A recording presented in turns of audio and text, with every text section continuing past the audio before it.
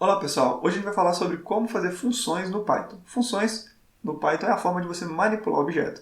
E como no Python tudo é objeto, você vai poder praticamente manipular tudo com funções. Obviamente você vai ter que tomar alguns cuidados para não gerar alguns problemas, mas praticamente tudo. Tá? E funções no Python, por serem objetos, elas podem inclusive serem manipuladas como se fosse um objeto. Então você pode ter listas de funções, dicionários de funções. E isso facilita muito algumas estruturas de programação no Python, tá? Mas vamos nos atentar ao básico por enquanto, tá? De funções. Para fazer uma função no Python, é bem simples. Você tem que usar essa palavra reservada def, como se você estivesse definindo a função. Você passa o nome da função. Vamos fazer uma função aqui, soma números.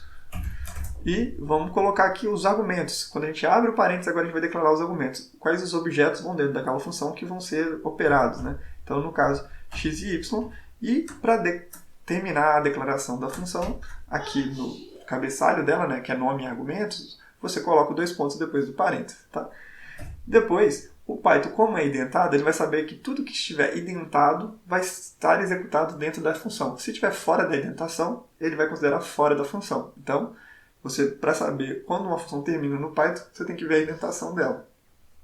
No Python, com uma função retornar o conteúdo dela, você escreve a palavra reservada também return.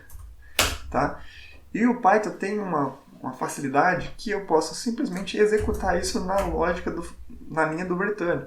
Algumas funções, algumas linguagens,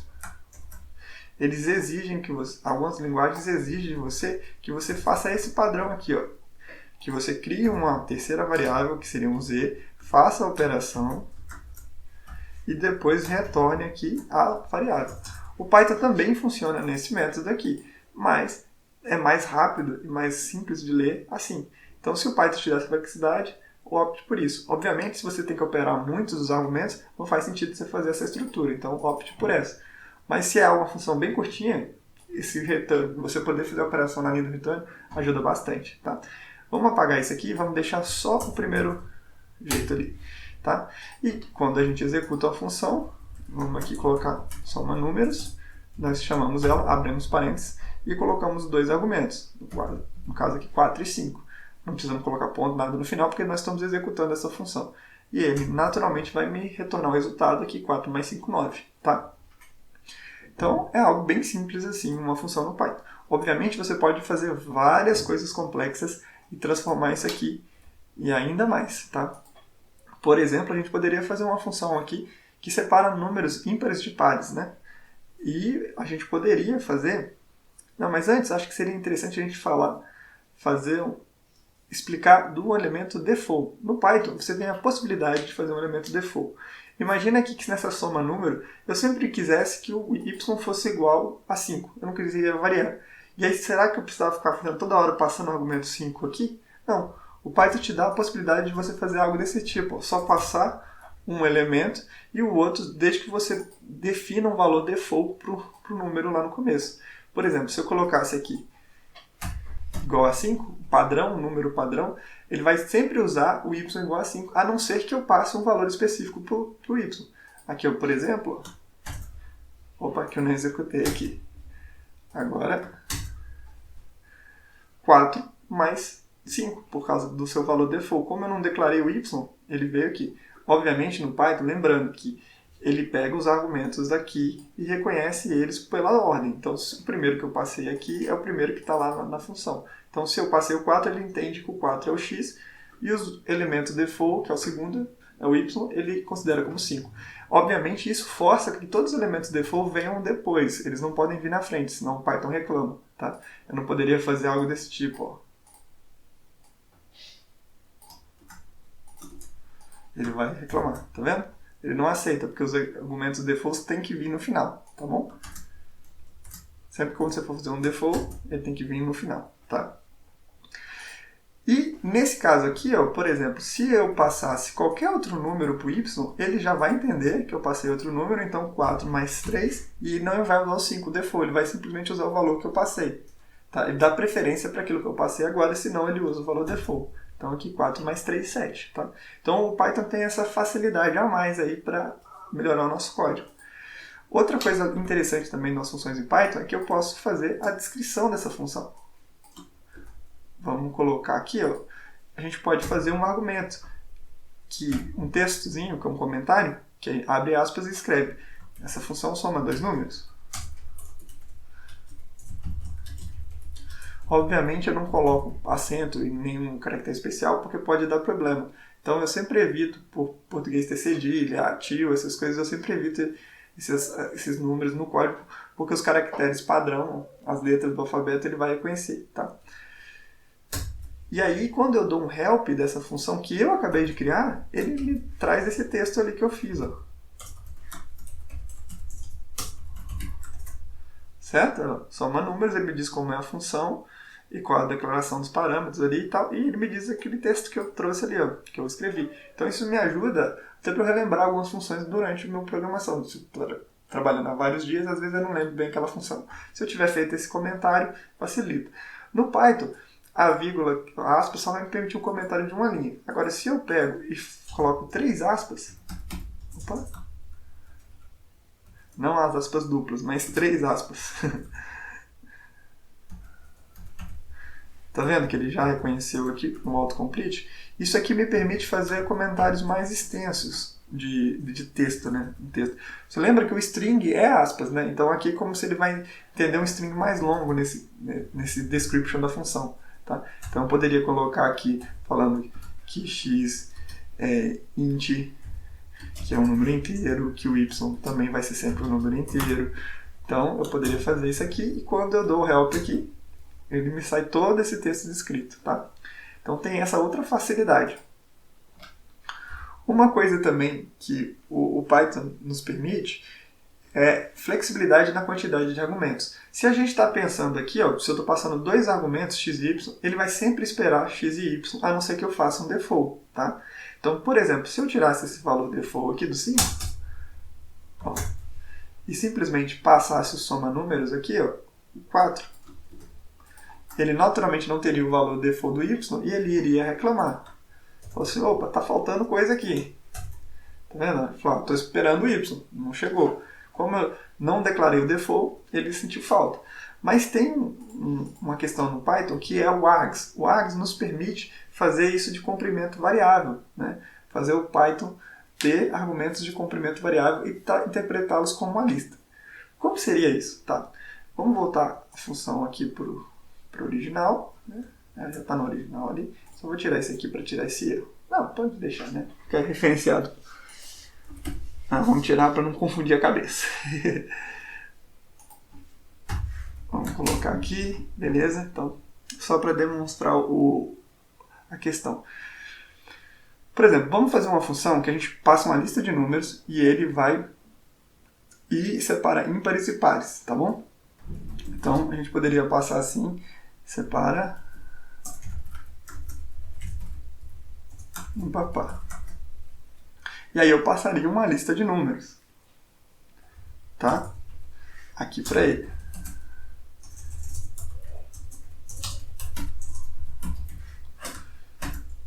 Tá bom? Eu passaria uma lista de números.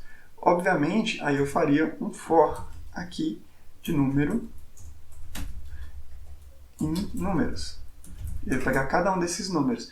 E eu ia verificar se esse número ele é par ou ímpar. E como eu verifico se o número é par ou ímpar? Eu divido por 2 e vejo se o resto é 1. Se o resto é 1, ele é ímpar. Se o resto é 0, ele é par. Né? Então, 2 dividido por 2, resto 0, 2 é par. 3 dividido por 2, resto 1, 3 é ímpar.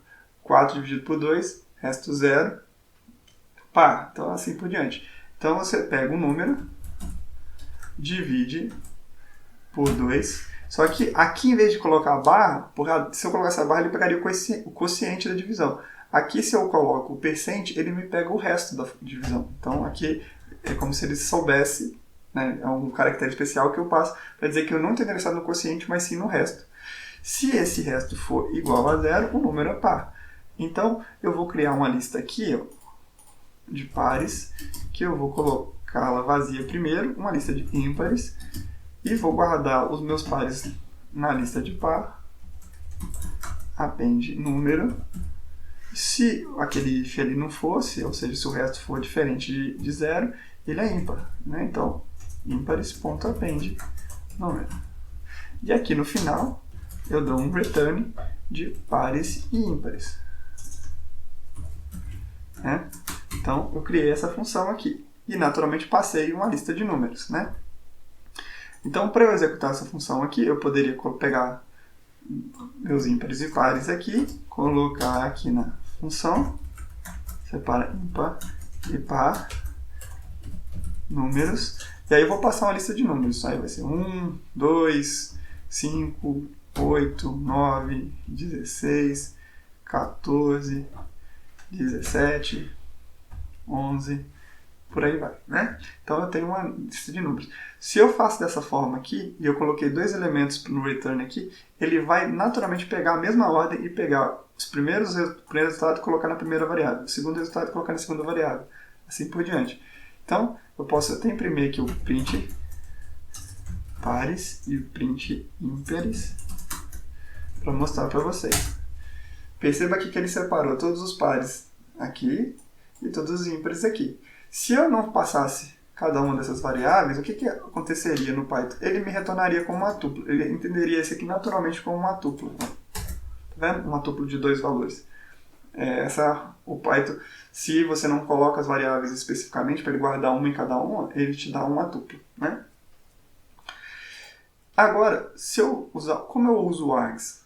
Imagina que aqui eu estou passando um elemento só, que é uma lista. Se eu tirasse esses colchetes daqui, ele ia reclamar. Por quê?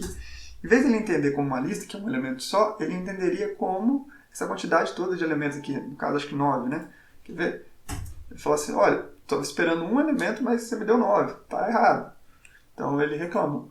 Aí, eu poderia fazer isso aqui alterado, porque o que ele está dizendo aqui? Que eu não aceito quantidade de argumento diferente daquilo que você passou para mim quando você declarou a função. É isso que ele está dizendo.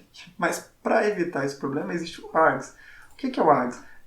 Basicamente é um asterisco. É uma palavra reservada, mas é um asterisco.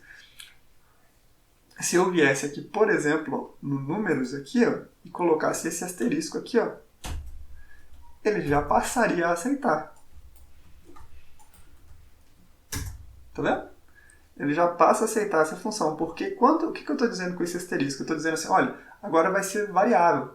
E aí, naturalmente, o que o Python faz? Ele pega uma quantidade qualquer de elementos e ele coloca numa lista para você e já trabalha com essa lista. Tá? Então, essa é uma facilidade que o Python nos dá. Então, ele já transforma aquele elemento numa lista, e então você pode passar um número variável de argumentos. E não se preocupar em formatar ele como uma lista, porque ele já vai transformar isso para você. Tá?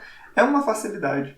Mas qual é a função principal do args? O args é quando você não tem certeza da quantidade de elementos que você vai passar, você usa ele, que aí ele literalmente coloca tudo como uma lista e você só tem que se preocupar em trabalhar com uma lista. Então, o args é útil nessa questão, quando você não sabe a quantidade de argumentos que você precisa declarar. Tá? Obviamente, você poderia simplesmente fazer com uma lista e tudo bem. Né? Eu, particularmente, acabo não usando muito args, que sempre quando eu penso em quantidade variável, eu já vou direto para a lista. Tá? Mas é bom vocês saberem que existe. O que eu acho mais potente é o cowargs, que é um argumentos com keywords, que é que eu passo um dicionário. E isso me dá facilidade para eu pegar só as variáveis que eu quero. Então, se no cowargs eu não sei quantos argumentos eu vou passar no args, né? No cowargs eu não sei quais argumentos eu quero ignorar da minha conta, porque aqui, como ele está considerando uma lista, ele está manipulando todo mundo nessa lista. E se eu quisesse passar argumentos para uma lista, função que eu não quero usá-los, né? Por que isso acontece? Muitas vezes você não tem certeza de como um objeto vai se comportar. Você não sabe qual vai ter, quantos valores vão ter no dicionário quando você está manipulando ele no código. E às vezes isso é útil. Ok, mas no cowargs eu disse que a gente pode usar ele para ignorar um elemento. E como a gente pode fazer isso? A estrutura é simples. Se eu preparo a função para receber um cowargs, vamos copiar essa divisão, e fazer a segunda estrutura assim. Eu coloco asterisco cowargs, e aqui eu pego o cowargs, o dicionário, o index x e o index y.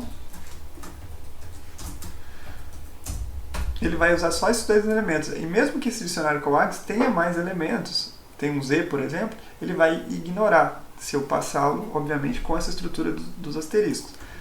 Então aqui, perceba que se eu executo o dicionário padrão, ele me dá o meio ali. Agora, se em vez de eu fazer esse dicionário, eu pegasse, eu vou fazer um dicionário novo aqui que eu coloquei o Z.